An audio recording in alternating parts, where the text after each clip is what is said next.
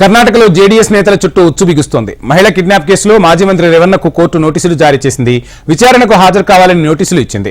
మహిళ కిడ్నాప్ బెదిరింపుల కేసులో రేవన్న కోసం పోలీసులు తీవ్రంగా గాలిస్తున్నారు. సిట్ 4 ప్రత్యేక బృందాలను ఏర్పాటు చేసింది. ఇప్పటికే అత్యాచార ఆరోపణల కేసులో ప్రజ్వల్ రేవన్నను సిట్ అదుపులోకి తీసుకుంది. 6 రోజుల కస్టడీకి తీసుకున్న సిట్ ప్రజ్వల్ ను విచారిస్తోంది.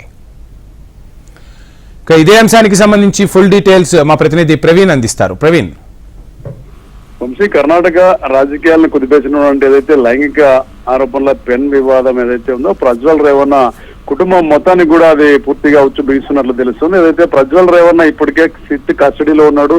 సిట్ అధికారులు ఆయన విచారణిస్తున్నటువంటి పరిస్థితుల్లో ఏదైతే ఒక మహిళని బెదిరించి కిడ్నాప్ చేశారన్న ఒక ఆరోపణల మీద ప్రజ్వల్ తల్లిదండ్రులు ఇద్దరు కూడా అధికారులు నోటీసులు జారీ చేయడం జరిగింది. ఇప్పటికే రేవన్న ఈ విషయంలో బెయిల్ మీద ఉన్నారు. అయితే పైకోర్టులో బెయిల్ ఏదైతే రద్దుకు ఏదైతే సిట్ అధికారులు ఏదైతే బెయిల్ రద్దు చేయడానికి సిట్ అధికారులు కోర్టును ఆశ్రయించారో కోర్టు నుంచి రేవన్నకు నోటీసులు వచ్చాయి. విచారణకు హాజరు కావాలని ఆయనకి ఆదేశాలు పంపించారు. అయితే భవానీ రేవన్న ముందస్తు బెయిల్ పిటిషన్ తిరస్కరించిన నేపథ్యంలో ఆమె అరెస్ట్ కు సిట్ రంగం సిద్ధం చేస్తుంది. ప్రజ్వల్ రేవన్న తల్లి తన ఇద్దరి పైన కూడా కిడ్నాప్ బెదిరింపు ఆరోపణ నేపథ్యంలో భవానీ రేవన్న ముఖ్యంగా ఎక్కడుందని కూడా తెలుసుకోవడానికి సిట్ అధికారులు ప్రత్యేకంగా 4 బృందాలను కూడా ఏర్పాటు చేయడం జరిగింది. ముఖ్యంగా ఆమె విచారణకు రావాలని చెప్పి 2 రోజుల క్రితమే నోటీసులు జారీ చేసిన నేపథ్యంలో ఆమె హాజరు కాలేదు. ఇంట్లో విచారణకైతే తాను సిద్ధమని చెప్పిన నేపథ్యంలో అక్కడికి సిట్ అధికారులు వెళ్లి గంటల కొద్ది వేచి ఉన్నప్పుడు కూడా ఆమె విచారణకు హాజరు కాలేదు. అనారోగ్యం కారణాలతో